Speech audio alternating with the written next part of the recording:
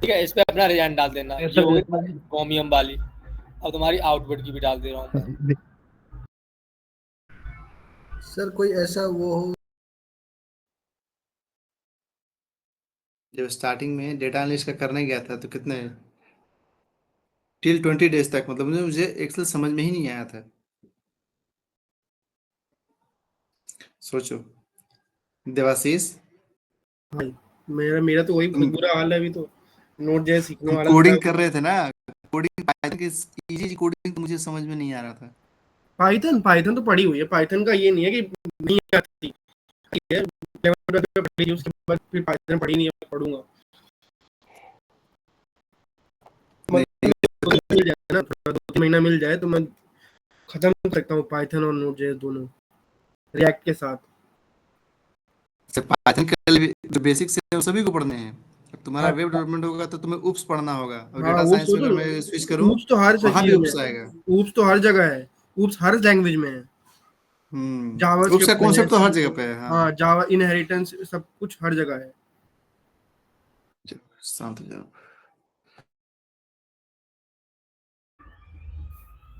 3-3 DJ लेके आया भाई, 3-3 गाड़ियों में, हद है। बाहर निकल के देखा 3 डीजे लेके आया, आवाज कब तक नहीं आएगी। मतलब सर 3 गाड़ियों में अलग लगन का मौसम चल रहा है सर, शादी हो रही है इस टाइम। हो गई। करो शादी, उसके बाद 498 है ये।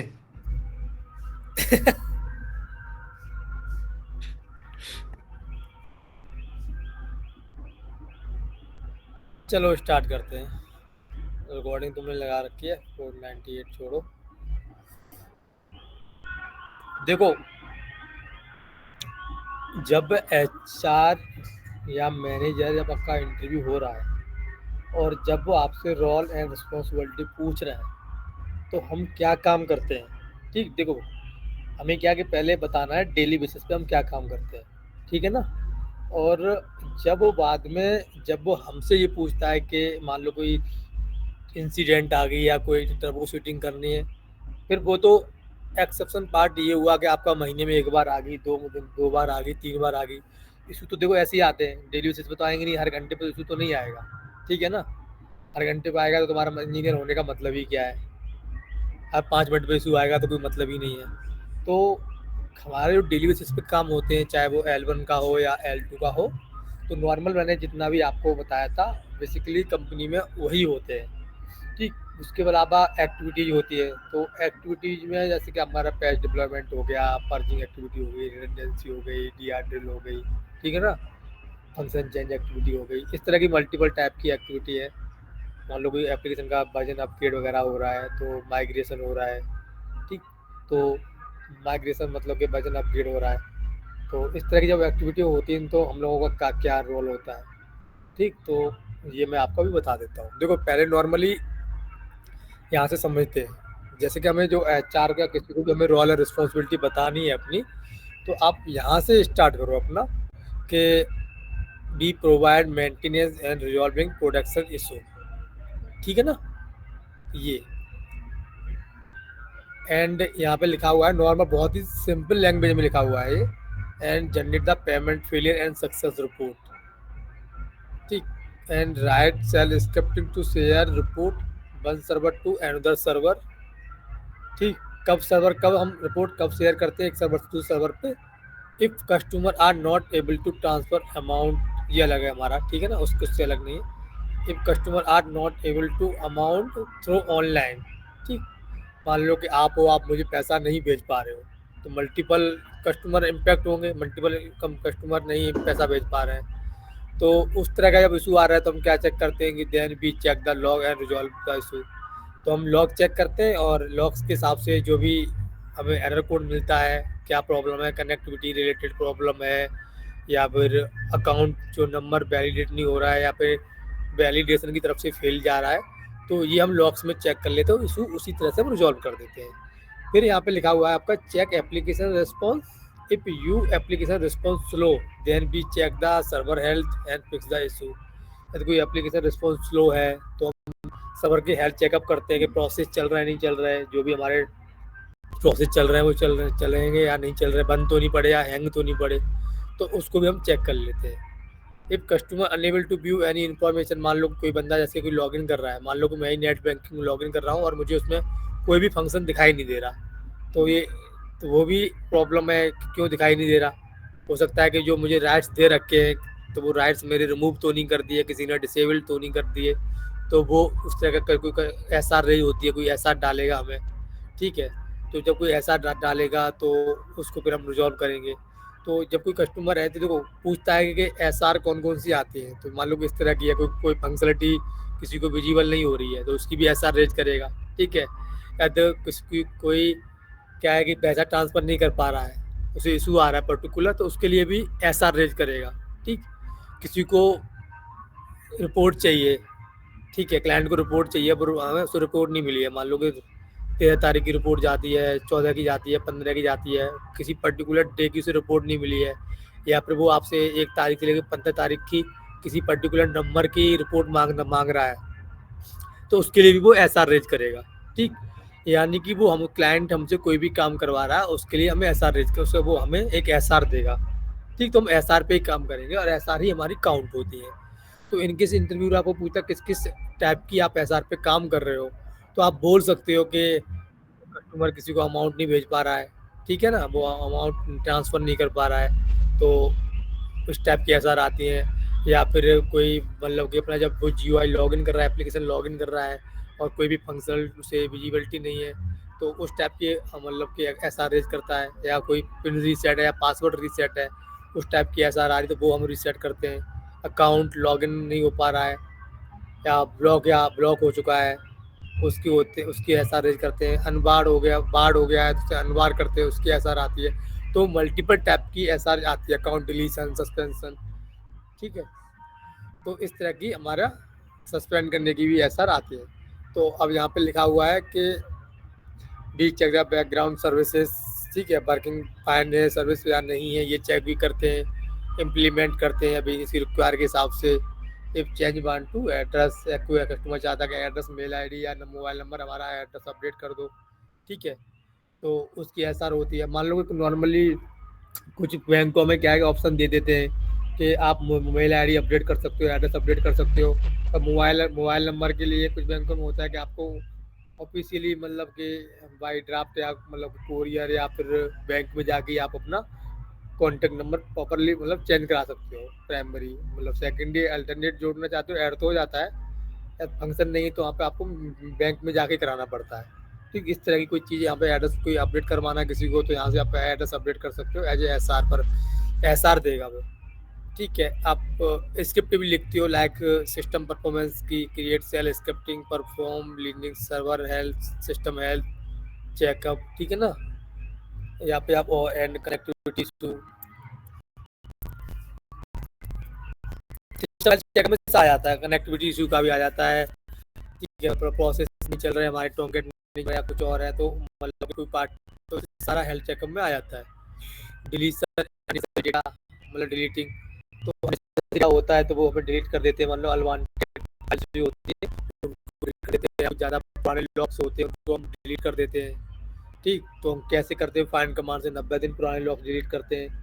तो ये सब चीज़ें होती हैं। And dropping table if require, table को कोई ड्रॉप करना है या रिक्वायरमेंट है तो हम कर देते हैं, अदरवाइज नहीं। अब देखो इसका इतना ये मैंने क्या है कि नॉर्मल एक छोटे वे में लिखा है, इसका लॉन्ग में ये मैंने लिखा हुआ है समझा के, ठीक। एक एक चीज़ मतलब होता है ना, एक एक पॉइंट को वहाँ से खोल के कब क्या करना है। मान लो कि यहाँ पे हमने लिखा हुआ है कि यहाँ पे हमारे सेकंड लाइन में कि generate payment and failure success report, तो इसका मैंने ये लिखा हुआ है कि generate payment and failure success report. तो यहाँ इसका मतलब मैंने ये लिखा हुआ है कि इफ रिपोर्ट नॉट जनरेटेड, मान लो कि कोई रिपोर्ट जनरेट नहीं हुई है, मान लो कि हमारी रात में कोई स्क्रिप्ट चलती है 12:30 बजे, ठीक, और 12:30 बजे हम कोई एक्टिविटी कर रहे हैं, ठीक, और उस टाइम पे हमने सारी क्रॉन्स को क्या कर रखा है, हैज कर रखा है, ठीक। तो हैज कर रखा है तो वो क्रॉन हमारी 12:30 बजे वाली ऑटोमेटिकली एग्जीक्यूट नहीं होगी, तो हमें क्या करना पड़ेगा, वो रिपोर्ट जनरेट, तो हमें मैनुअली वो स्क्रिप्ट चलानी पड़ेगी, नहीं चलानी पड़ेगी। तो जब हम मैनुअली चलाएंगे तो होगी, तो हमारा एक क्या है, काम हो गया ना, डेली टास्क है, डेली नहीं करते बोले हमारा एक वर्क है, वो काम तो हमने किया। तो यहाँ यही लिखा हुआ है कि if report not generated for payment failure या सक्सेस रिपोर्ट, ठीक है, ठीक, या बैलेंस समरी रिपोर्ट,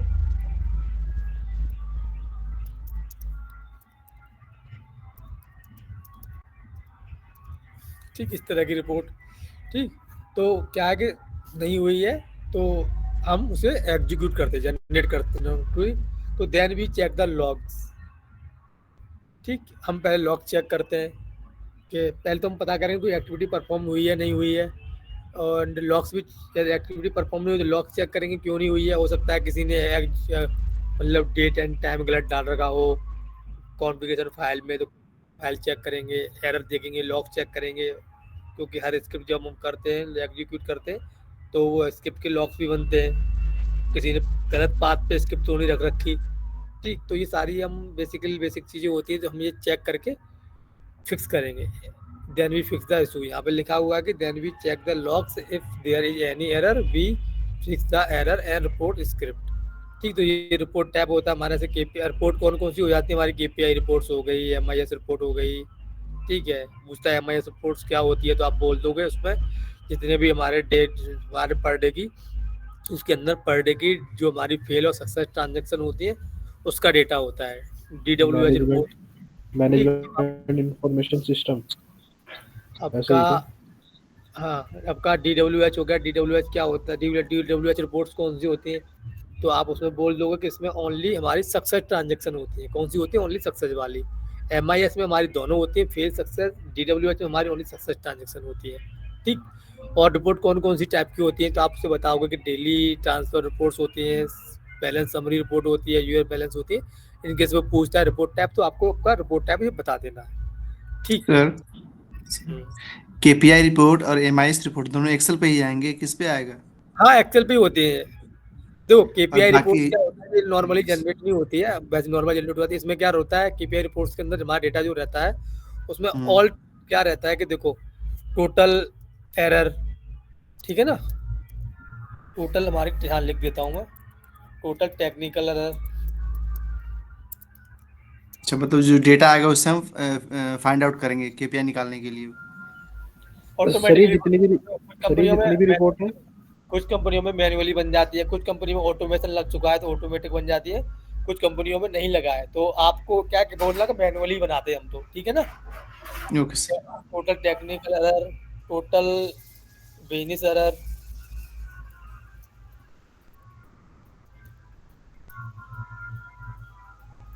ठीक है। देखो, टेक्निकल एरर कौन कौन कितनी आई है वो इसमें रहता है, और किस किस रीजन से आई है वो इसमें मेंशन करना पड़ता है। बिजनेस एरर एरर हो गई, तो बिजनेस एरर में टोटल कितनी बिजनेस एरर आई हुई है और किस किस रीजन से आई है। मतलब बिजनेस एरर में कॉमा लगा के लिख दे रहा हूँ, समझ जाना कौन कौन सी होती है बिजनेस एरर आपकी। इनसफिशिएंट बैलेंस,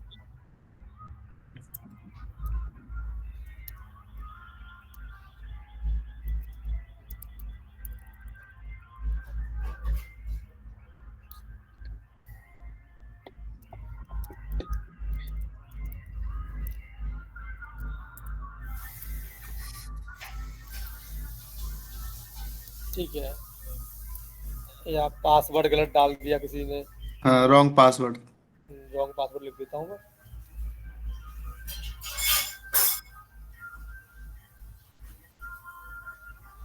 ठीक, या मैक्सिमम लिमिट रीच आउट,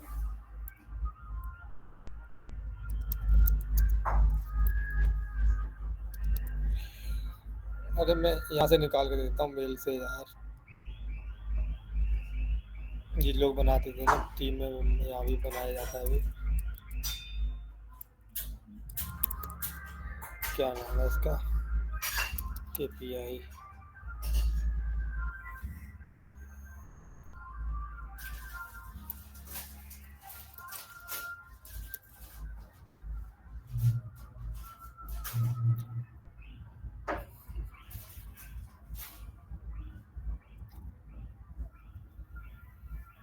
अच्छा, यहाँ भी वैसे लिखना है, PFA, please find attach KPI report.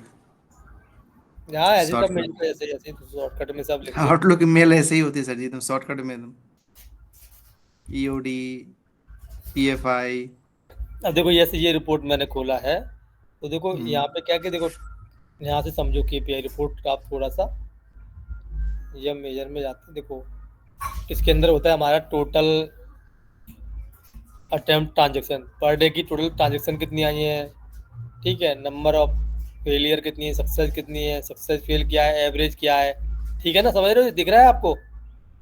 या मतलब 28 जुलाई यस सर। की, ऐसे एक 28 जुलाई 2024 की ट्रांजेक्शन आई है 37,48,000, ठीक। कम वाले में चलते, कम वाले में समझ लो, ये कम वाला है, यहाँ समझ लो, यहाँ ज़्यादा ही समझो, कम में क्यों समझना, ठीक। ये आपकी टोटल ट्रांजेक्शन आई है 47,48,000, एक दिन की ट्रांजेक्शन है, ठीक। सक्सेस ट्रांजेक्शन कितनी, इतनी है 37,000 कुछ, फेल ट्रांजेक्शन कितनी है 39,000, ठीक। सक्सेसफुल रेशियो क्या है 98%, फेल कितनी गई है 1.4%, बेनिस एरर कितनी है इतनी, टेक्निकल एरर कितनी है इतनी, वैल्यू ऑफ कितनी है, मतलब के टोटल अमाउंट क्या है, वैल्यू ऑफ सक्सेस ट्रांजेक्शन की वैल्यू क्या है, अमाउंट कितना है, तो ये तुम्हारा कोई कुछ करोड़ करोड़ में होगा, जो भी अरब फरब में, ठीक है, एक दिन की इतनी इनकम है ये, ठीक है, तो इतनी इतनी हो गई।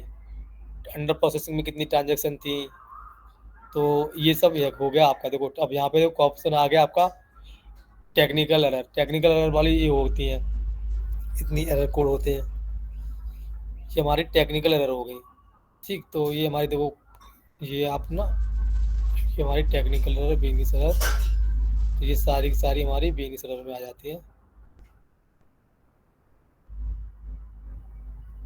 ये रहता है आपका, ये है। अब मैं यहाँ पे अलग मैंने पेस्ट कर दिया, सर इस तरह से पेस्ट क्यों हुआ है,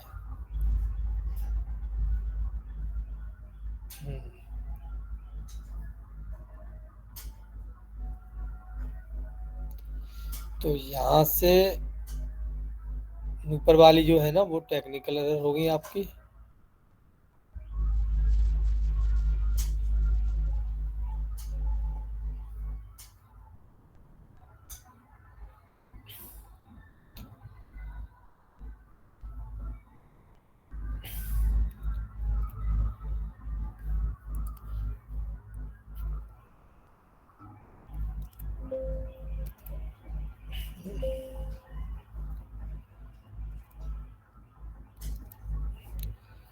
तो यहाँ से कुछ कम कर देते हैं, नंबर वाली जैसे है तो वो समझ में नहीं आएंगे।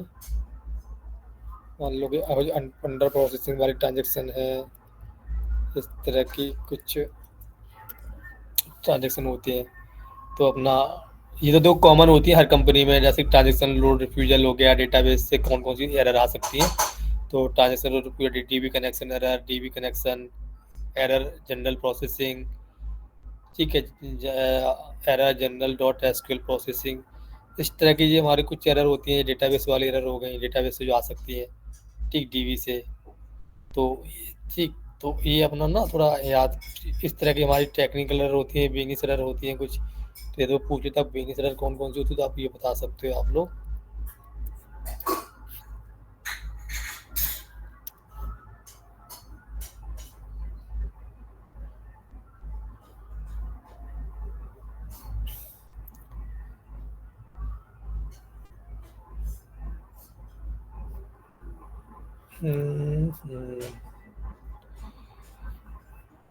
डबल कॉपी करते हैं क्या,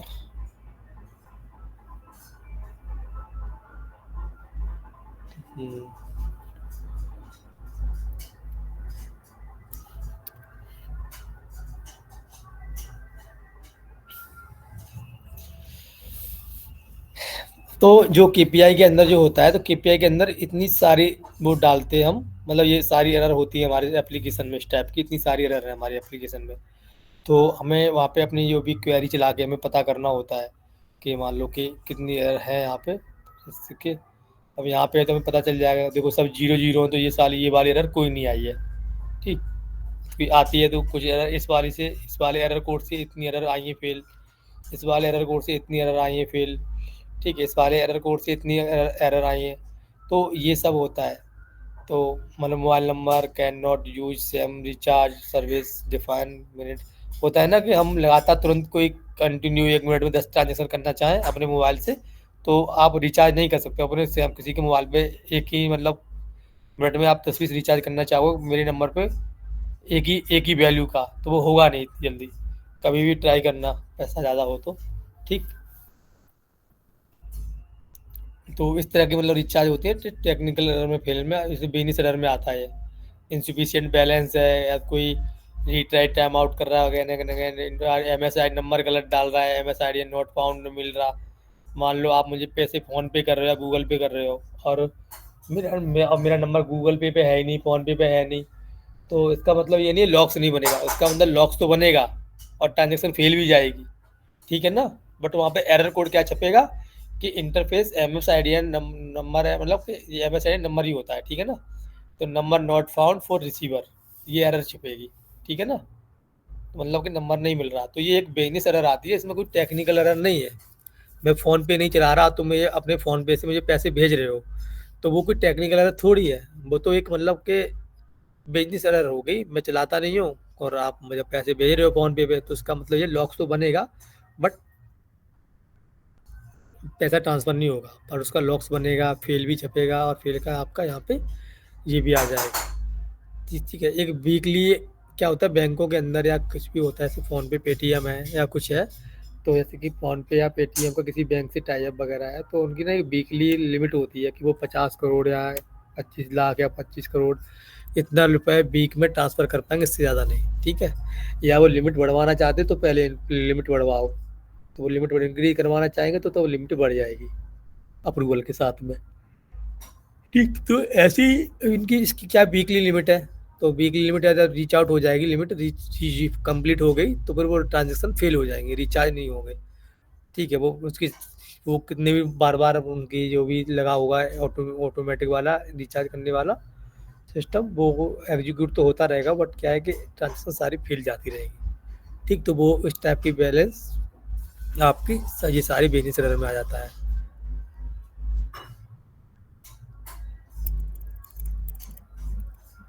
ठीक। Receiver last block time, daily receiver, daily transfer amount exceed, ठीक। ये तुम्हारा सारा सारा user status is invalid, card group, default card group, ठीक है। ये सब कुछ हटा देते हैं हम।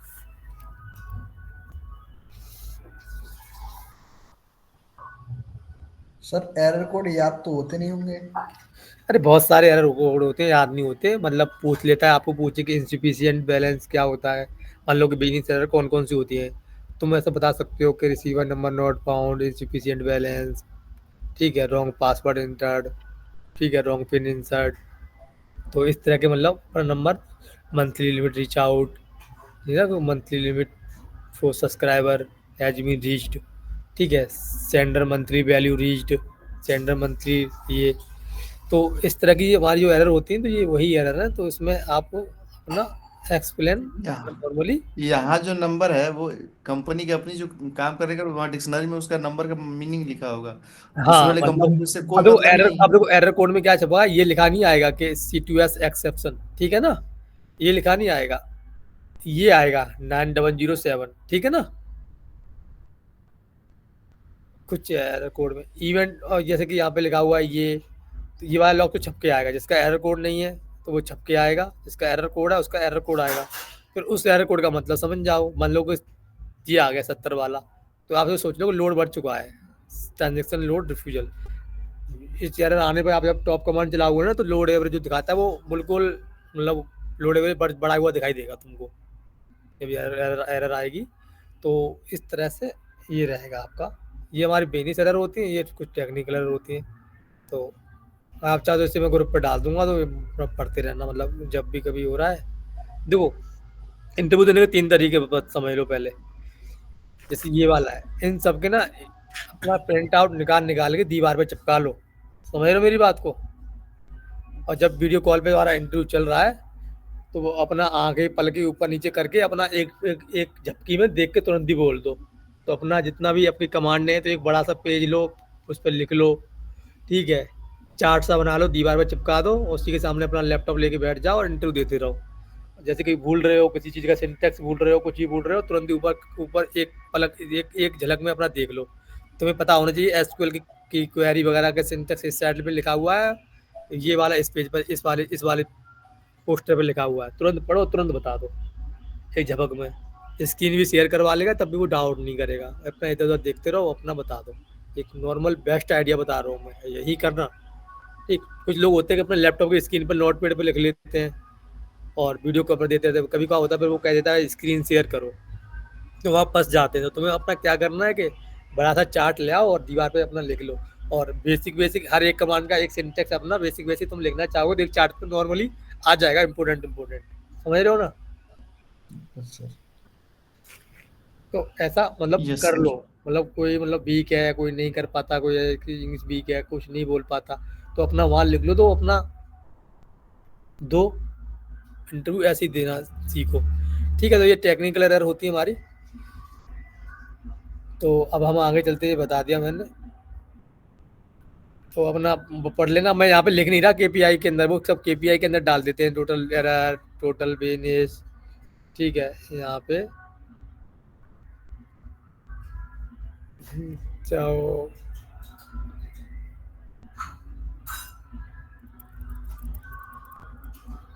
ठीक, टोटल ट्रांजेक्शन,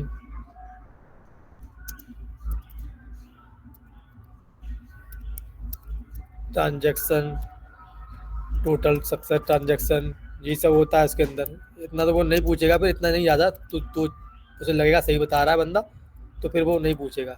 ठीक है ना? टोटल फेल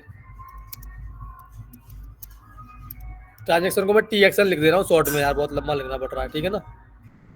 टी एक्शन समझ जाओगे ना? Sir. Total value of transaction,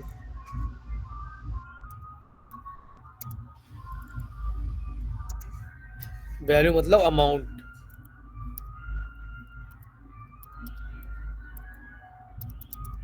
कोष्टक में लिख दे रहा हूँ, ऑफ टी एक्शन मतलब ट्रांजेक्शन। ठीक, ये हो गया। तो बस इस तरह की हमारी जो केपीआई रिपोर्ट के अंदर डेटा जाता है वो बनाते हैं हम निकाल के क्वेरी से, डेटाबेस से। ठीक है ना? क्वेरी बना लेते हैं और अपना अपना डेट मान लो, टोटल ट्रांजेक्शन काउंट करना तो कैसे नॉर्मल कर लोगे आप, डेट वाइज लगा के। ठीक है ना? काउंट निकाल लो डेट डेट डेट दे के अपना ग्रुप वाई वगैरह से। ठीक है, तो ऐसे ही एमआईएस के अंदर हमारा फिर सक्सेस की रिपोर्ट्स होती हैं, डीडब्ल्यूएस के ओनली सक्सेस की होती है। इस तरह की हमारी रिपोर्ट्स कंपनी के अंदर होती है। ठीक, अब देखो यहाँ पे एक लाइन थी, यहाँ पे ऊपर जो बता रहा था आपको, right the shell scripting share report one two and the server. तो क्या होता है कि देखो स्क्रिप्ट तो हमें वैसे तो ऑटोमेटिकली स्क्रिप्ट लगी होती है, तो यहाँ पे हमने लिख दिया है, आपने अपना काम बता दिया, ये हम लिख सकते हैं। ठीक है, तो right is shell scripting to share report one server to and the server as per the business requirement if client want to automatically report particular time. मान लो कि क्लाइंट चाहता है कि ऑटोमेटिक हमारे पास रिपोर्ट आ जाए रोज डेली 9 बजे सुबह। ठीक है, वर्किंग आवर से पहले, तो ऑटोमेटिकली हमें इसमें लगाना पड़ेगा, स्क्रिप्ट बना के लगा दो, we write the script and schedule the cron as per the business detail. हम स्क्रिप्ट लिखते हैं और क्या है कि शेड्यूल कर देते हैं क्रॉन को बिजनेस रिक्वायरमेंट के हिसाब से कि उसे कितने बजे रिपोर्ट चाहिए, उतने बजे लगा दो, 8:30 बजे चाहिए या 9 बजे चाहिए, तो हम लिखते हैं। तो इसका मतलब ये कि आपको एक स्क्रिप्ट ये लिखना सीख लेना चाहिए। और इंटरव्यू पूछ भी सकता है कभी तक कोई स्क्रिप्ट लिखी है, तो आप बोल दो हाँ लिखी है, कि एक बार क्या है कि क्लाइंट को पर्टिकुलर टाइम पे रिपोर्ट चाहिए डेली 9 बजे, तो उसकी फिर मैंने स्क्रिप्ट लिख के क्रॉन में लगाई थी, शेड्यूल की थी क्रॉन टाइम में। तो आप एक स्क्रिप्ट लिख के रख लो, तो ये हमारी ना काफ़ी काम आएगी तुम लोगों के लिए। ठीक, अपना ट्राई करो, बना के लिख लो, सिंटेक्स मतलब ऐसे बनेगी, बात खत्म। ठीक, तो ये आप करते हो। अब यहाँ पे लिखा हुआ है, वहाँ पे एक लाइन थी कि if customer are not able to transfer amount through online and be check the log and resolve the issue. ठीक है, एक लाइन शॉर्ट में, हम शॉर्ट में देखो इतना हो गया। अब यहाँ पे क्या है कि customer trying to online transfer amount then we check the logs as per the given transaction. अब देखो कोई कस्टमर है कि पैसा ट्रांसफर करने की कोशिश कर रहा है, तो ऐसा नहीं है कि ट्रांसफर नहीं हो रहा, सक्सेस ट्रांजेक्शन नहीं जा रही, ट्रांजेक्शन फेल जा रही, तो उसकी ट्रांजेक्शन आईडी जनरेट नहीं होगी। ट्रांजेक्शन फेल जाएगी तब भी उसकी क्या है, ट्रांजेक्शन आईडी जनरेट होगी। ठीक है ना?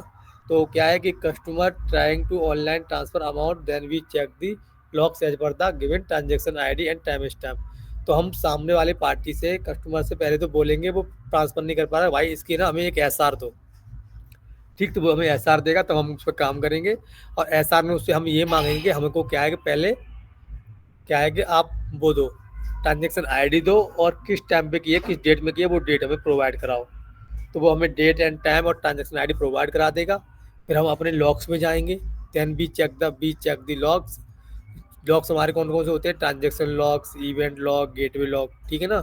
ये हमारे लॉग्स होते हैं। लॉग्स के नाम पूछता है तो लॉग्स कौन कौन से, तो वो आप बता दोगे, transaction log, event log, gateway log, ठीक है। इसी के अंदर क्या है कि एक ट्रांजेक्शन लॉग उठा लो।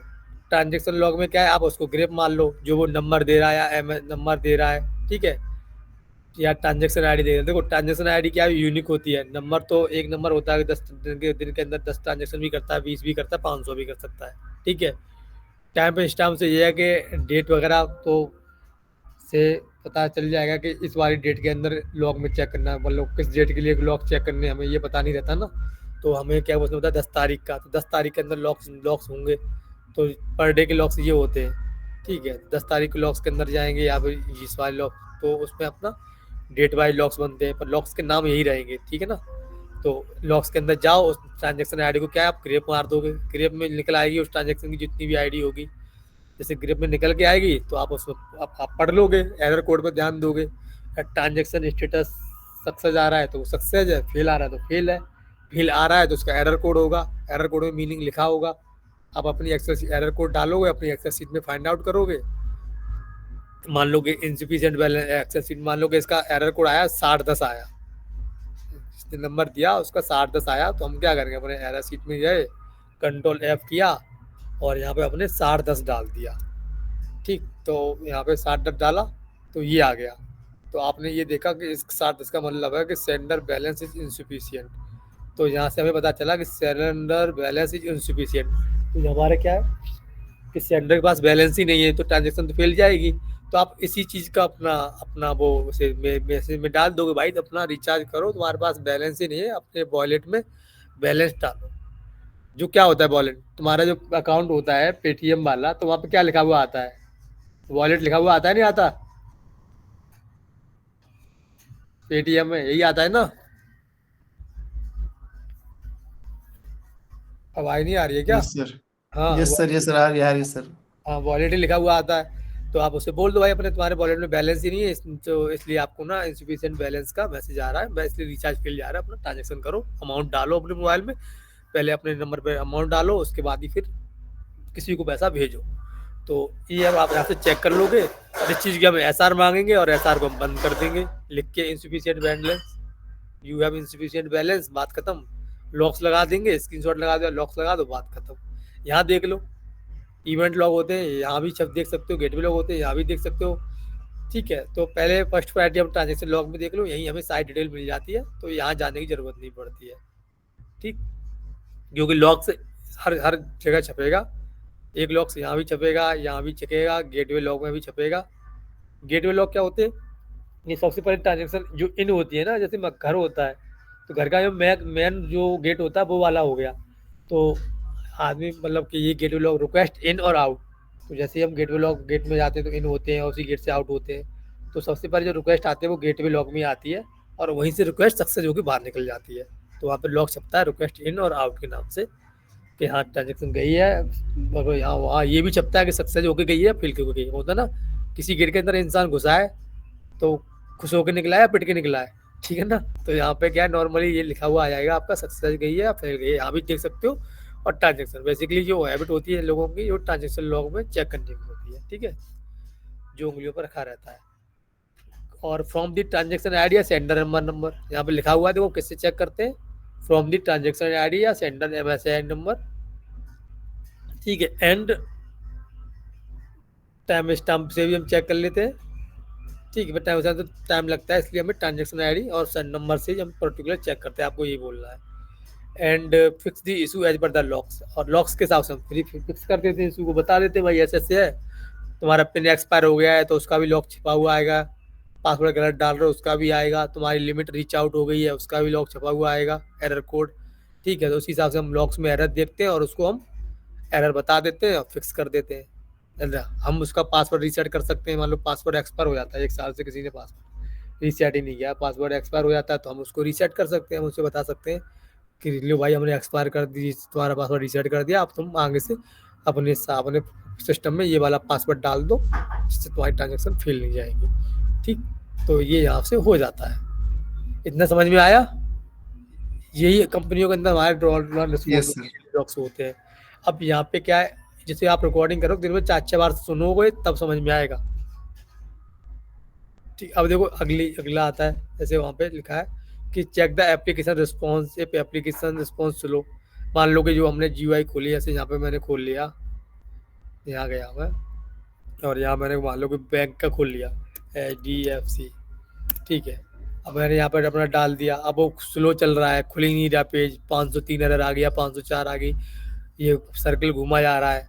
तो जब ये एप्लीकेशन नहीं चल रही, ये कोई वेबसाइट से डेवलप नहीं होती है, ठीक है ना, ये कोई वेबसाइट नहीं है जो हम लोग खोलते हैं ना, तो ये क्या है कि नॉर्मली हमारा एक GUI है, जैसे हम बोलते हैं GUI, जो हमारा सर्वर HTTPS से चलता है। ठीक है, ये जो पब्लिक होता है वो HTTPS होता है। इसका वो क्या होता है पोर्ट, बताओ मुझे। 443. पोर्ट 443 होता है ना, कंफर्म? Sir. अच्छा, बाकी लोग बताओ यही होता है क्या? ये पूछ लेते हैं, बताओ। और HTTP का क्या होता है? HTTP का तो 80 होगा, इस लगेगा तो 443 चला जाएगा। सबको पता है ये बात? देखो 443, ठीक है ना, और इसका HTTP का 80 होता है ठीक है ना, सर, 80। हाँ ये सब पूछ लेते हैं। और SSH का कितना होता है? 22 बाय 22। डिफॉल्ट है तो ये सब पता 21 होना होना चाहिए इसका। 21 और 20, ये सब पोर्ट नंबर पूछ लेते हैं वो, ठीक है ना, तो ये हमें सब लोग ना याद कर लो। तो जब ये स्लो रिस्पॉन्स कर रहा है मान लो, तो हमें सबसे पहले यहाँ पे हम नोट्स पे चलते हैं। तो यहाँ पे हमारी एप्लीकेशन स्लो का है, तो हम सबसे पहले सिस्टम हेल्थ चेकअप करते हैं, कहीं हमारे सर्वर पे लोड एवरेज तो नहीं बढ़ गया, ठीक है, CPU यूटिलाइजेशन हाई तो नहीं जा रहा। तो वो आप लोग अच्छे से जानते हैं, टॉप कमांड का यूज करके आप चेक कर सकते हो। बेसिक जो इनिशियल लेवल पे जो स्टेज होती है टर्बो शूटिंग की, ठीक है, तो वो हम चेक करेंगे। तो यहाँ पे लिखा हुआ है देखो, if we are getting slow response, ठीक है ना। सर मेरा सेम क्वेश्चन था, ये जो HR ने पूछा था, सॉरी इंटरव्यूअर ने पूछा था, उसको मैंने यही बताया था कि सर्वर हेल्थ चेक करते हैं, तो बार बार पूछे जा रही थी कि ऐसे कैसे चेक करेंगे मतलब। हाँ, तो हम कैसे कैसे चेक करेंगे, वही वो आपके हम सर्वर हेल्थ चेकअप करते हैं, तो हम कर क्यों रहे हैं, मतलब पहले हमें पता होना चाहिए कर क्यों रहे हैं। मतलब आप मान ला कि उसने क्वेश्चन सही था उसका, कि मान लो कि हमारी एप्लीकेशन ही स्लो चल रही है, तो हमें रिस्पॉन्स चेक करना है। तो हमें बताना हाँ होगा वो कि if we are getting slow response, हमारी एप्लीकेशन से हमें रिस्पॉन्स स्लो मिल रहा है, तभी हम सर्वर चेक कर लें। तो first we need to check process, सबसे पहले हम प्रोसेस चेक करेंगे कि जो हमारे प्रोसेस है, जो हमारे PS-EF से हम जो प्रोसेस देखते हैं हमने, हमारी एप्लीकेशन के जो प्रोसेस है वो चल रहा है या नहीं चल रहा है। तो हम अपनी एप्लीकेशन के प्रोसेस चेक करेंगे, ठीक है। तो हमें वो देखने प्रोसेस चल रहा है या नहीं चल रहा है। अब हमारे प्रोसेस चल रहा है या प्रोसेस आर नॉट रनिंग, या प्रोसेस नहीं चल रहा है, तो हम प्रोसेस को स्टार्ट करेंगे। कभी क्या होता है कि प्रोसेस ना बंद हो जाते हैं या वो हैंग मोड में चले जाते हैं, ठीक है। तो जब हैंगिंग मोड में आते हैं तभी हम उसको क्या दोबारा चालू कर देते हैं बंद करके, तो इससे हमारी प्रॉब्लम सॉर्ट आउट हो जाती है। और कंपनी के अंदर जो ज़्यादातर प्रॉब्लम आती है ना, तो यही आती है कि प्रोसेस क्या है, हैंग हो जाते हैं, या फिर वो गलती से कुछ सिस्टम में पावर कट वगैरह सर्वर पे कभी कुछ हो जाता है तो बंद हो जाते हैं। तो इसकी वजह से प्रॉब्लम, हमारी एप्लीकेशन रिस्पॉन्स नहीं करती है। तो हमें सबसे पहले प्रोसेस चेक करने होते हैं, PS कमांड से चेक करते हैं हम, प्रोसेस चल रहा है तो हैंग तो नहीं हो, तो उसको हम बंद करके दोबारा चला देते हैं। यदि नहीं चल रहा है तो हम फिर हमें चलाने तो है ही, तो हम दोनों केस में चला ही देते हैं, ठीक है। इफ प्रोसेस आर रनिंग, अब प्रोसेस चल रहा है तो वी चेक द लॉग्स, ठीक है। तो पहले हम जो लॉग चेक करेंगे, हो सकता है कि मान लो कि साकिब लॉगिन कर पा रहा है, सुमंत लॉगिन नहीं कर पा रहा, तो हो सकता है कि सुमंत का में इंटरनेट प्रॉब्लम हो, या फिर सुमंत की जो सर्वर की IP है वो हमने अपने सिस्टम में मतलब सर्वर पे कॉन्फ़िगरेशन नहीं की हो। क्योंकि देखो बड़ी बड़ी जो बैंकें होती हैं ना, जैसे कि पेटीएम है, तो जो पेटीएम का सर्वर है उसके सर्वर की IP एड्रेस क्या है कि HDFC के सर्वर में पड़ा हुआ होगा, ठीक है। तो जो उस सर्वर से ही ट्रांजेक्शन की IP जाएगी तो वही मैच करेगा, क्योंकि फर्जीवाड़ा ना हो जाए, कहीं हैकिंग ना चल जाए, कुछ हो ना जाए, तो वो चेक करेगा कि हाँ ये IP यहाँ पे वैलिडेट कर रहा है सिस्टम, और नंबर भी वैलिडेट हो रहा है। अब यहाँ पे हम वो हमारे सर्वर से आप पैसा आ रहा मान लो ट्रांजेक्शन डेबिट क्रेडिट जो भी है वो लोग कर सकते हैं।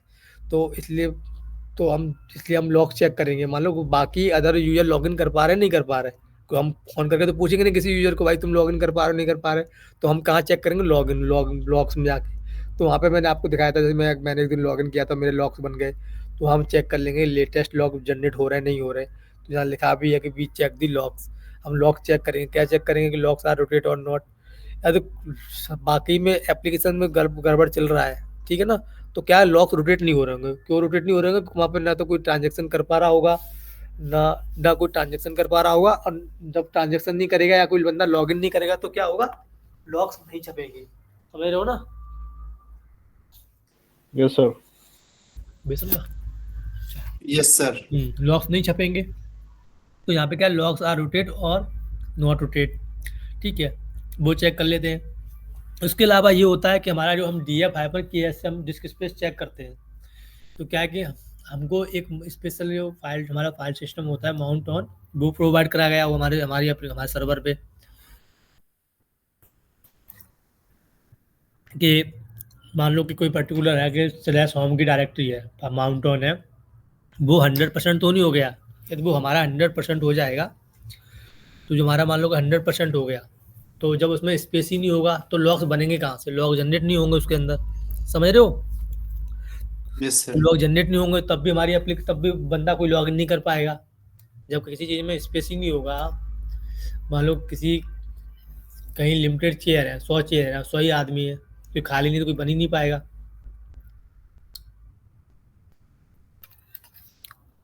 तो यहाँ पे लिखा हुआ है then we check the mount on, तो हम माउंट ऑन चेक करेंगे स्पेस है या नहीं। स्पेस है, नहीं है तो फिर हम वहाँ पे ओल्ड लॉक्स को डिलीट मारेंगे या जिप करेंगे और फिर वहाँ स्पेस करेंगे, ठीक। एंड सिस्टम और लोड एवरेज चेक करेंगे, CPU यूटिलाइजेशन चेक करेंगे। अब यहाँ पे यार if CPU utilization and load average high, CPU utilization और लोड एवरेज हाई है, तो then we check the which process, कौन सा प्रोसेस है, then we check the which process. कैसे चेक करेंगे कौन सा प्रोसेस ज़्यादा मेमोरी या ज़्यादा CPU ले रहा है? सर जी टॉप कमांड है तो DF कमांड भी देख लेंगे।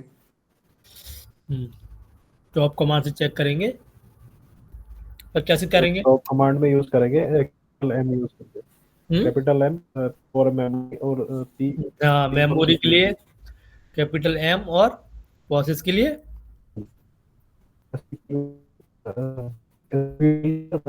P। मान लो कौन सा प्रोसेस ज़्यादा CPU यूटिलाइज हो रहा है तो उसके लिए ऑप्शन क्या यूज करते हैं जो हमें CPU यूटिलाइजेशन को ज़्यादा प्रोसेस ले रहा है? तो sir P, capital P sir, capital P। हाँ P करते हैं, ठीक है। तो be check the which process and user are taking high CPU utilization and load average, ठीक है। तो हम इस डेटा को सॉर्ट कर लेंगे, फिर चेक कर लेंगे कोई ऐसा प्रोसेस तो नहीं चल रहा जो ज़्यादा 100% CPU यूटिलाइजेशन ले रहा है या हमारी मेमोरी ले रहा है। तो जब वो ले रहा है तो उसको हम क्या करेंगे, from the top command we kill the process, उस प्रोसेस को हम पहले किल मारेंगे जो प्रोसेस सबसे ज़्यादा CPU यूटिलाइज कर रहा है या मेमोरी यूटिलाइज कर रहा है, फिर उसको क्लिक मार के हम दोबारा प्रोसेस को चला देंगे, ठीक। या high memory consume as per the process, a process not running from our end, ये प्रोसेस वो हमारे एंड से नहीं चल रहा, मान लो आपके यूजर का नहीं चल रहा है, ऐसा नहीं है। आपको A यूजर के एक्सेस है और B यूजर से ज़्यादा CPU यूटिलाइज हो रहा है, तो आप उससे किल नहीं कर सकते क्योंकि आपके पास राइट ही नहीं है, आप कर ही नहीं पाओगे। तो जो टीम B यूजर को टेक केयर कर रही होगी उस टीम से आप बात करोगे और उस टीम से बोलोगे इसको बंद करो, इसकी वजह से। दिनेश सर, सर प्रोसेस किल करने के बाद स्टार्ट कैसे करते हैं उसको? बताता हूँ, ठीक। If some process not running from our end then we raise the issue with concern team, जो भी टीम होगी उस एंड की, वहाँ जाएंगे, they will check and take action, if process service are stuck then we will refresh, ठीक। जब हमारा एप्लीकेशन रिस्पॉन्स स्लो होता है या GUI नहीं चल रहा होता है तो हम ये सिनेरियो इतना हम फॉलो करते हैं, तो आपको ये फॉलो याद करना है, ठीक है ना? Yes sir. Yes sir. रोज आ रहा है। अब यहाँ पे आता है कि इफ अगला है हमारा, if customer unable to view information after login. मान लो कि मैंने लॉगिन किया, मुझे कुछ भी दिखाई नहीं दे रहा। मान लो कि फोन पे या पेटीएम वालों ने लॉगिन किया, ठीक, या किसी पर्टिकुलर बैंक के कर्मचारी ने लॉगिन किया, तो अब उसे कुछ दिखाई नहीं दे रहा। तो सबसे पहले होता है कि कुछ फंक्शन उसे शो हो रहा है और कुछ फंक्शन उसे शो नहीं हो रहा है। तो यहाँ पे हम पहले चेक करेंगे if customer are not able to see any functionality after log in the application, ठीक। तो यहाँ हम लिखते हैं if functionality is not working, या काम नहीं कर रही, then we check at our end कि दे हैव राइट्स और नॉट। हम चीज चेक करेंगे अपने एंड पे तो उसको राइट्स है या नहीं। विच फंक्शन यूजर और customer want, if they don't have rights, in case they will provide the approval and we assign the rights. देखो क्या करेंगे, अब वो पूछता है कि आपको यहाँ पे दो क्वेश्चन आते हैं। मान लो कि कोई फंक्शनलिटी चेक नहीं कर पा रहा, तो सबसे पहले हम उसे ये चेक करेंगे वो फंक्शनलिटी चेक नहीं कर, फंक्शनलिटी उसकी लॉगिन कर रहा है और फंक्शनलिटी नहीं आ रही है, तो हम उसके यूजर आईडी मांगेंगे, जो लॉगिन आईडी होती है, और उसको अपना तुम अपना जीयूआई खोलोगे, अपना एक्सेस लोगे, अपनी अपने अपने अपने जो तुम्हारा अकाउंट होगा, आप अपने अकाउंट में लॉगिन करोगे, ठीक, और वहाँ पे जाके उसका लॉगिन आईडी डाल दोगे, ठीक है। तो अपनी प्रोफाइल में जाके और उसकी लॉगिन आईडी डालोगे और वहाँ पे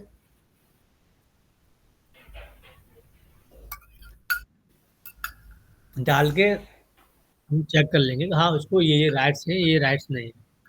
अब वो कहता है मुझे ये वाला राइट चाहिए, मान लो कि मुझे ना किसी का पैसा अप्रूव करने का राइट चाहिए, तो आप वैसे किसी का पैसा अप्रूव करने, हमें क्या पता बंदा जॉब छोड़ के जा रहा है या कुछ फ्रॉड करने वाला है, तो उससे कहेंगे भाई अपने मैनेजर का या फिर जो हेड है उसका अप्रूवल दे, तभी हम ये राइट्स देंगे, अदरवाइज नहीं देंगे। तो जो राइट्स दिए जाते हैं वो लिमिटेड राइट्स दिए जाते हैं, तो मतलब कोई रीड कर सकता है या कुछ और कर सकता है, ऐसे किसी को कोई राइट्स नहीं दिए जाते जिसकी वजह से कोई कंपनी को इम्पैक्ट हो, या किसी को कोई क्रिटिकल राइट्स दिए जाते हैं, मान लो कि अमाउंट ट्रांसफर का या कुछ और, तो उसके लिए उसे अप्रूवल प्रोवाइड कराना पड़ेगा अपने हेड का, और तब हम उसे राइट्स प्रोवाइड करेंगे, अदरवाइज नहीं करेंगे, ठीक। तो आप उससे बोल दोगे कि ये वाले फंक्शन की ऐसे कोई इन्फॉर्मेशन नहीं चेक कर पा रहा है, तो आप उसे बोल दोगे कि इसका पहले ये इस वाले फंक्शन का राइट्स नहीं है, तुमको लिमिटेड ओनली 3 या 4 ही फंक्शन शो होंगे, बाकी अदर फंक्शन के लिए आपको विजिबिलिटी चाहिए, तो उसके लिए आप मुझे हमें राइट्स दो और फिर हम आपको प्रोवाइड करा देंगे, ठीक।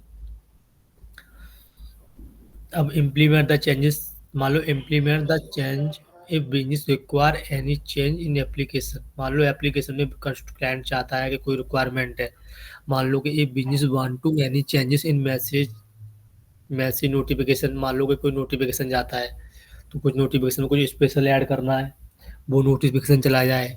मान लो क्रिसमस आ रही है, तो क्रिसमस पे अपना हैप्पी क्रिसमस का मैसेज चला जाए, मान लो कोई ऑटोमेटिकली सभी के पास मैसेज चला जाए, या कोई रिचार्ज कर रहा है उसके साथ में मैसेज जाए, ठीक है। तो ये बिजनेस रिक्वायरमेंट है, तो उसके फिर हमें क्या अपना आपको पैच डिप्लॉय करना पड़ेगा, ठीक है, कॉन्फ़िगरेशन फाइल में चेंजेस करने पड़ेंगे, message dot property message message की जो कॉन्फ़िगरेशन फाइल होगी, नोटिफिकेशन की जो कॉन्फ़िगरेशन फाइल होगी वहाँ जाकर चेंजेस करने पड़ेंगे, ठीक। तो इसकी भी एक एसआर या सीआरए होती है इन सब चीज़ों की, जो भी कोई इम्प्लीमेंट चेंज होता है तो उनकी सीआरए होती है। तो if business want to any changes in message notification alert, या they want to any modification configuration files, ठीक, then be implement as per the process, ठीक है। कोई क्लाइंट चाहता है कि ऐसे ये वाली कॉन्फ़िगरेशन करो, ये वाला मॉडिफिकेशन होना चाहिए, ये वाले नोटिफिकेशन जाना चाहिए, तो उसके लिए फिर एक सीआरए होती है, ठीक है, और फिर हम उस पर अप्रूवल के बाद में उन पर काम करते हैं। या business want to change any service, then we deploy the patch and business will be test, ठीक है। हम जब जो इम्प्लीमेंट कर देते हैं तो बिजनेस टीम जो होती है वो टेस्टिंग टीम होती है, बिजनेस विल बी टेस्ट, ठीक। तो बिजनेस टीम टेस्ट करेगी एंड ओके कर देगी, then we can lab this services और ऑन प्रोडक्शन एनवायरनमेंट। पहले हम टेस्ट सर्वर होता है, उस टेस्ट सर्वर पे ट्रायल करेंगे, किसी भी कोई भी इम्प्लीमेंट जब होता है ना कंपनी के अंदर, या कोई भी वर्जन अपग्रेड हो रहा है, या कोई भी इम्प्लीमेंट हो रहा है, या कोई भी चेंजेस हो रहा है, तो सबसे पहले हम कहाँ चेंज करते हैं, टेस्ट सर्वर पे करते हैं। ठीक है, टेस्ट सर्वर पे करने के बाद फिर बाद में हम प्रोडक्शन सर्वर जो होते हैं उन सर्वर पे हम लाइव करते हैं। डायरेक्ट हम प्रोडक्शन सर्वर पे कभी लाइव नहीं करते कोई भी चीज़। ठीक, तो कोई भी इम्प्लीमेंट है या कोई भी बड़े लेवल पे चेंजेस होता है, सबसे पहले कहाँ करेंगे हम, टेस्ट सर्वर पे। ठीक हम यहाँ पे देखो, ऐसे बिजनेस बाउंड्री छोटे मोटे टास्क होते हैं जो एसआर लेवल पे किए जाते हैं। जैसे कि business want to update his address, then update it and database replace account. ठीक, मान लो as per the customer requirement we can update address, mobile number, mail ID from GUI. GUI से कहीं अपडेट कर सकते हैं या फिर हम डेटाबेस से भी अपडेट कर सकते हैं। बट इसे अपडेट करने के लिए हमें क्या होता है, एसआर लेनी होती है। ठीक, तो बिना एसआर का हम काम नहीं करेंगे। तो ये मान लो कि कुछ भी कर रहे हो तो उसके लिए एसआर तो आपको लेनी ही है। तो यहाँ पे क्या, as per the customer requirement we can update address, तो यहाँ पे हम एड्रेस अपडेट कर सकते हैं, मोबाइल, मेल आईडी। ठीक, तो इसके लिए हमें ऐसा लेना। तो एस आर पूजा किस किस टाइप की एस आर आती है, तो आप बोल तो अपना अपना 4-5 अपना पॉइंट लिख के रखोगे कि ये एस आर आती है, तो हम अपना इजीली कर सकते हैं। ठीक, अब यहाँ पे है कि deleting unnecessary data, dropping table if required. ये क्या है, हमारी ये पर्जिंग एक्टिविटी वगैरह, पर्जिंग एक्टिविटी में आती है, जो हमारी हर मंथली एक्टिविटी होती है और इसकी भी हमारी क्या CR रेज होती है। ठीक, तो we delete the unnecessary logs and 6-month-old logs and before starting the purging activity we take the backup as per the retention policy and drop the table। ठीक है, तो हमारे ड्रॉप टेबल के अंदर जितने भी हमारे पुराना डेटा होता है 3 महीने पुराना, उसको हमें डिलीट करना होता है। ठीक, उसे हम पर्जिंग एक्टिविटी के बारे में आपको बताया दिया था। तो वी टेक द बैकअप, पहले बैकअप ले लेते हैं, उसके बाद ही हम पर्जिंग एक्टिविटी करते हैं। विदाउट बैकअप हम पर्जिंग एक्टिविटी नहीं करते हैं। क्लियर है ना? Yes sir. Yes sir. Sir थोड़ा सा एक्सप्लेन कर देंगे कि पर्जिंग एक्टिविटी, पर्जिंग क्या है यहाँ? पर्जिंग एक्टिविटी ये होती है कि जैसे कि हमारे पास, तुम्हारे पास कोई टेबल है। ठीक, आपने अब यस एसक्यूएल पढ़ी है। अब वहाँ पे क्या है कि कंपनी के अंदर जो पार्टीशन बनते, टेबल के अंदर जो पार्टीशन बनते हैं वो डेट वाइज बनते हैं। ठीक है ना? तो यस सर। उसमें क्या है कि जो भी हमारा 3 महीने पुराना जो डेटा पड़ा हुआ है टेबल के अंदर, उसको पर्ज करना होता है। ठीक, यस सर। हाँ, तो जब हम उसको पर्ज कर देते हैं, ड्रॉप कर देते हैं, उसी हम पर्चिंग एक्टिविटी करते हैं। जैसे अब हम अब डिलीट नहीं करेंगे, डेटा बना रहेगा, तो इतना हमारे पास स्पेस कहाँ से आएगा, इतना स्टोर थोड़ी होगा कंपनी के पास। ठीक है ना? डेली का 400-500, मतलब डेली का 100-150 GB हो जाता है। अब हम पर्जी नहीं करेंगे या कुछ नहीं करेंगे तो इतना स्पेस कहाँ से आएगा, इतने सर्वर थोड़ी हर बार चेक होगा। क्योंकि एक सर्वर इम्प्लीमेंट करने में भी, एक सर्वर रेडी करने में भी, उसमें भी पूरा 1 महीना लग जाता है। रेडी करने में 1 महीना 15 दिन लगातार काम करोगे कंटिन्यू। कनेक्टिविटी चेक करोगे, डेटाबेस की कनेक्टिविटी चेक करोगे, एप्लीकेशन से करोगे, क्लाइंट की आईपी से कनेक्टिविटी चेक करोगे, टेलनेट पे इंट्रेस रूट सब कुछ हो रहा है, सारी कॉन्फ़िगरेशन फाइल, ये फाइल उठा के उधर रखना, टेस्ट करना, यूएटी करना। तो ये सारी चीज़ें होती हैं, तो इसलिए सर्वर बार बार चेंज नहीं होते, एक बार सर्वर अच्छा सर, होता है। पर्जिंग भी हम ही करेंगे? क्या हेलो हुआ? सर, पर्जिंग जो करते हैं, पर्जिंग हम ही करेंगे क्या वो? हाँ, पर्जी हम लोग ही करेंगे। तो सर उसका क्या प्रोसेस होगा सर, उसका थोड़ा बता दो कैसे होगा। जैसे सर फाइल को पर्जिंग जिप का कर देखो, देते हैं, इस पर्जिंग का तरीके से देखो हम। क्या होता है, देखो पर्जिंग का देखो क्या होता है, प्रोसेस कुछ नहीं होता पर्जिंग का, मैं बता देता हूँ।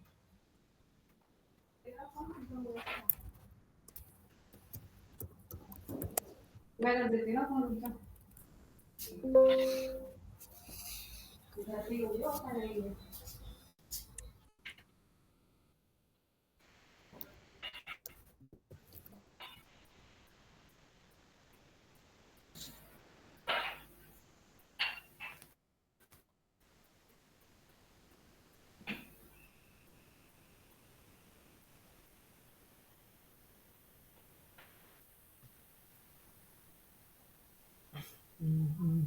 देखो, पर्जिंग के लिए सबसे पहले क्या बैकअप लेना होता है, जिन सब चीज़ों का।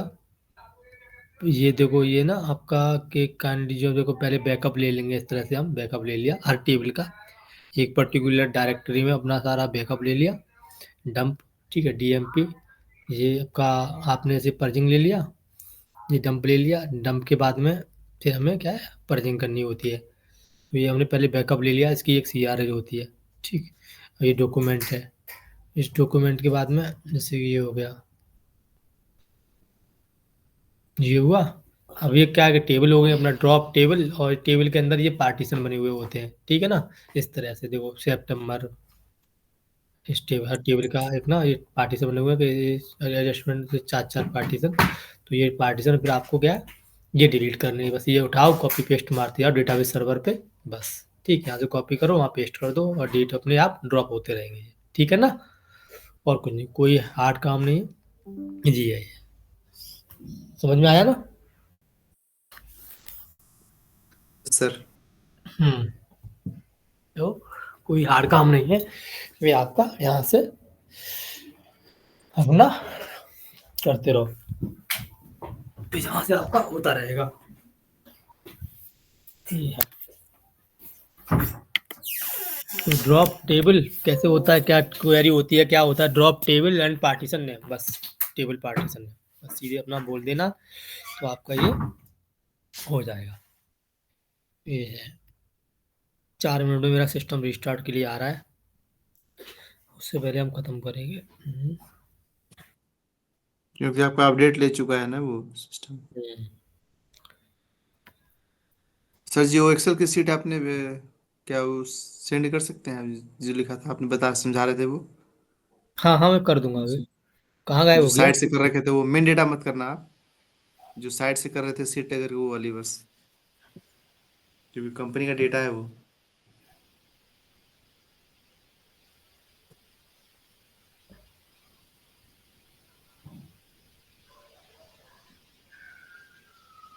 जो पढ़ा रहा था वो कहाँ गायब हो गया यार। आगे होगा ना। ये है ना। तो यस ये सर। हमारा पर्जिंग का हो गया, ठीक।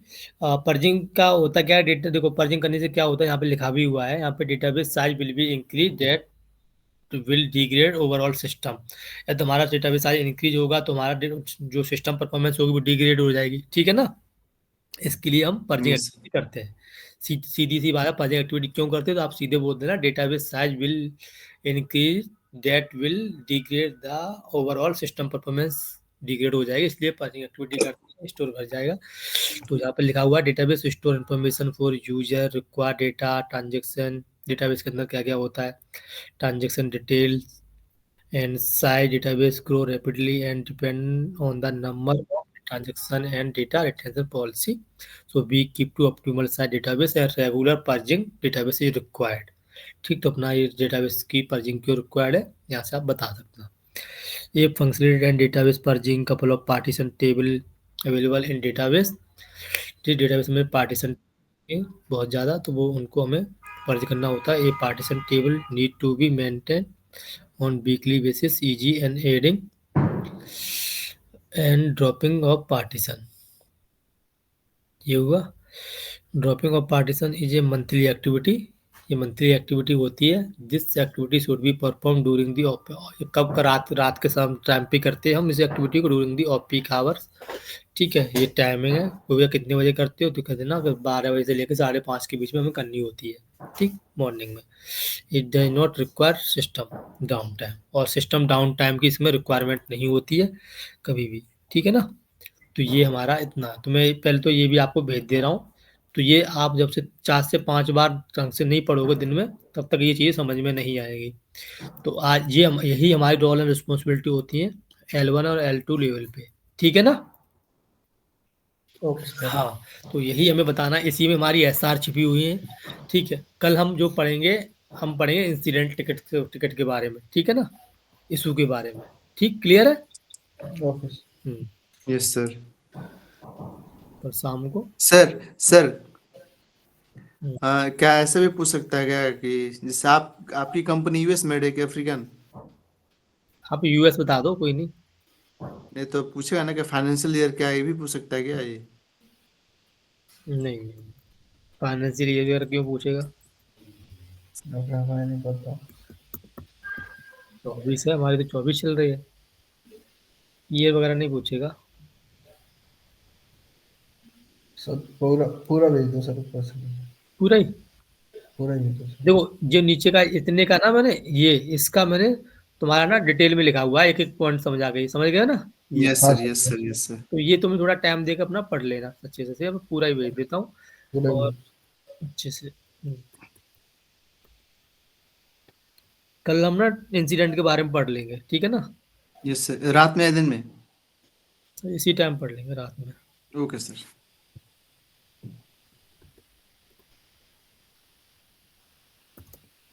सर जी, AWS की जो क्लास बची है वो कब होगी? वो होगी, मैंने पूछा था आज करा, सुबह करा दूंगा मॉर्निंग में। ओके कल सर। सुबह की करा, परसों सुबह की मैंने टाइम नहीं पूछा। अपना रिजाइन वगैरह डालना डाल देना। Yes sir. प्रोजेक्ट है टेलीकॉम A1 दिखा दो, एक A1 टेलीकॉम दिखा दो प्रोजेक्ट में। सब लोग ना टेलीकॉम का प्रोजेक्ट दिखा दो, जल्दी जॉब मिल जाएगी यार। बैंकिंग में ना कम आता है, तो सब लोग ना बैंकिंग ना टेलीकॉम डाल देना। प्रोजेक्ट क्या है? टेलीकॉम, ठीक है ना? Okay sir. हाँ, टेलीकॉम डाल देना। और टेलीकॉम में कोई बाहर की, कोई ऑस्ट्रेलियन या कोई यूरोप की कोई टेलीकॉम कंपनी का नाम डाल देना, अलग अलग सब लोग, ठीक है ना? इंडिया की एयरटेल वगैरह मत डालना, वोडाफोन वगैरह, बाहर की कोई भी कंपनी डाल दो, ठीक है? Okay sir. हाँ, कोई वहाँ का प्रोजेक्ट में मतलब टेलीकॉम कौन सा है, कौन टेलीकॉम है तो कौन सी कंपनी टेलीकॉम की, ये वाली कंपनी है। जो क्लाइंट का नाम तो वैसे ना हर जगह हाइड ही रहता है, कोई प्रॉब्लम नहीं है, वो हम रिज्यूम पे डालें ना डालें कोई मैटर नहीं करता, ठीक है ना? कोई कोई पूछ लेता है क्लाइंट का नाम सर। हाँ, कोई पूछता है तो वो 1 to 1 पूछेगा, तो आप तब बता दो अपना, ठीक? एप्लीकेशन क्या है, आप बोल दो एप्लीकेशन हमारा KYC है, कुछ भी बता दो अपना। ये एयरटेल मनी है, KIC है, और भी है, DCB है, HDFC है, HDFC अर्गो है, ERG होता है, अर्गो है, कौन सी है, इस तरह की कोई भी एप्लीकेशन उसकी जो भी आप टेलीकॉम डालो ना, उससे रिलेटेड उसकी टेलीकॉम कंपनी के बारे में थोड़ा पढ़ लेना, और उसकी एप्लीकेशन कौन कौन सी है। मान लो कि आपने कोई एयरटेल डाल दिया, तो एयरटेल की मान लो कि कौन कौन सी एप्लीकेशन हो सकती है, तो उसकी एप्लीकेशन के बारे में आप पढ़ लेना। इसकी मैंने डाला एयरटेल।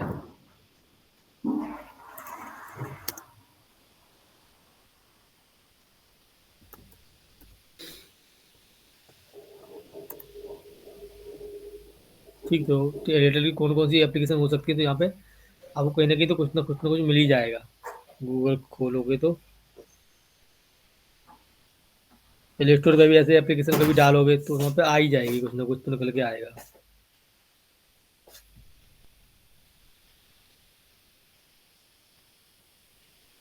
देखो जैसे एयरटेल एयरटेल पेमेंट बैंक, इसकी एप्लीकेशन होगी, ठीक है ना? तो इस तरह की कुछ ना कुछ निकल के आएगा, तो ऐसे आप ना डाल सकते हो। पर ये Naukri.com में खुल गया है।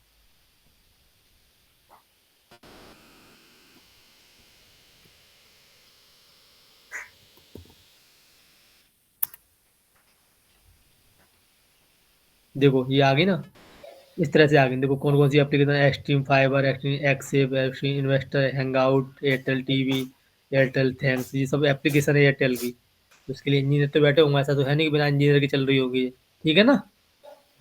तो इस तरह से आप अपना कोई भी आप इस तरह से डाल देना, कोई जहाँ की भी डालो, वहाँ का अपना एप्लीकेशन नेम करके सर्च कर लेना। एप्लीकेशन मतलब जैसे मैंने डाला ना Airtel company app name list, ऐसी आप डाल लेना, तो वहाँ से कुछ कुछ निकल के आएगा। जो भी आपको लगे कि हाँ ये सही है, वही डाल देना। Okay sir. हम्म।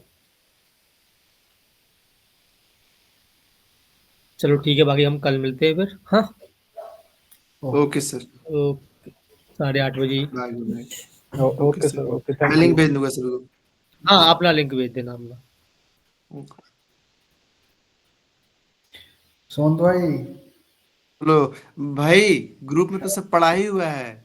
साकिब चला गया ये तो। अरे भाई मेरे पास शुरू से स्टार्टिंग तक का कुछ, मतलब स्टार्टिंग से अब तक का कुछ नहीं है।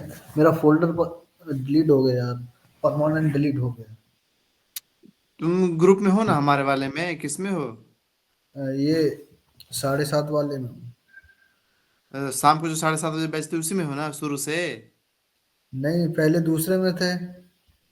फिर कब आए इसमें? अभी इसमें से थोड़ा